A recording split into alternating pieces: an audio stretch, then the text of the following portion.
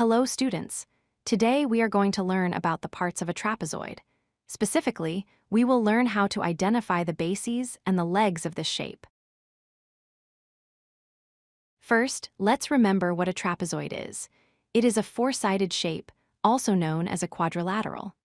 The most important rule for a trapezoid is that it has exactly one pair of parallel sides. Let's talk about the first part, the bases. In any trapezoid, the two sides that are parallel to each other are called the bases.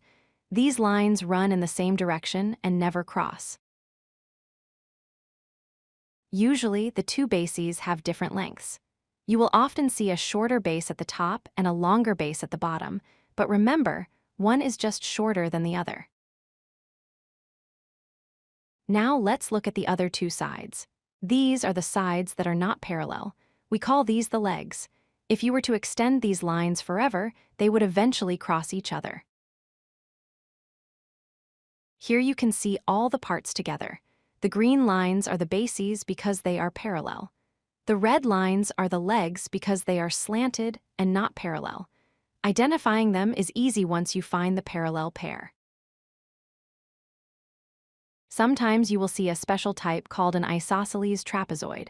In this shape, the two legs are exactly the same length. It looks perfectly symmetrical, like the roof of a house. Another special type is the right trapezoid. This happens when one of the legs goes straight up and down, forming a 90-degree angle with the bases. This straight side is still called a leg. One common mistake is thinking the bases must always be at the top and bottom. That is not true. Even if you rotate the shape, the parallel sides remain the bases and the non-parallel sides remain the legs. To wrap up, just remember these two simple rules. The parallel sides are the bases, the non-parallel sides are the legs, and special versions like isosceles and right trapezoids just have specific rules for their legs. Thanks for watching. If you like this video, hit that like button and don't forget to subscribe. Visit codelucky.com for more such useful content.